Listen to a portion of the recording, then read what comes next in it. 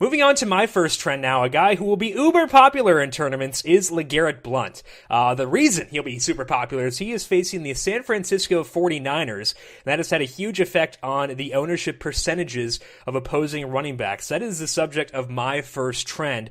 In case you hadn't seen yet, if you're a premium subscriber on numberFire, you do get to see ownership rates the Tuesday after each contest closes. So the following Tuesday, you can see where the public invested, and it allows us to look at trends like this. And we can see how the public has invested in running backs facing these San Francisco 49ers.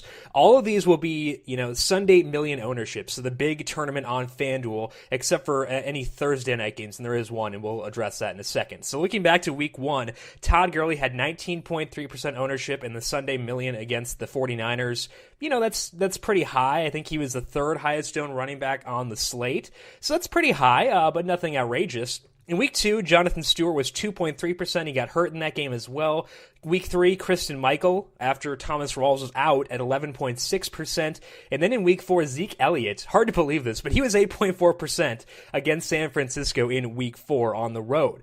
Then they had this game against David Johnson. That was in San Francisco on Thursday night. So this is for total slate ownership. David Johnson had 157 yards. He had 2 touchdowns at 28.4% ownership. And essentially from then on, it's just been invest in opponents facing the 49ers. The following week, LaShawn McCoy had 29.8% ownership. He went stupid in that game. Jacquizz Rodgers was the lead back for Tampa Bay. He was 5,600, and he had 40.5% ownership in that one. In week 10, of course, we talked about this last week. David Johnson wound up topping 50%. He was 50.2%. So if we look at, these games ever since that big game from David Johnson, the only week that hasn't seen just absurd ownership in running backs against the 49ers was that game against the Saints. That was where Mark Ingram was at 3.6%, and Tim Hightower was 1.1%. That was the game after Ingram got benched, so it makes sense that people would shy away from that. And I guess that the reason that this is interesting to me is that it says to me that Blount is going to be very chalky.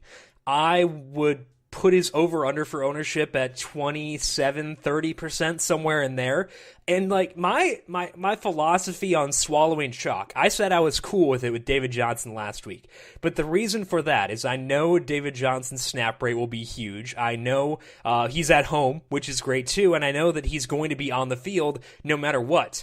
I don't know that with LeGarrette Blount. His highest snap rate with Tom Brady active this year is 56.1%. The Patriots are on the road, and there are some weather concerns in this game, so I'm kind of nervous about LeGarrette Blount at high ownership. Am I being irrational here, Brandon? Am I looking too much into something that I should just accept?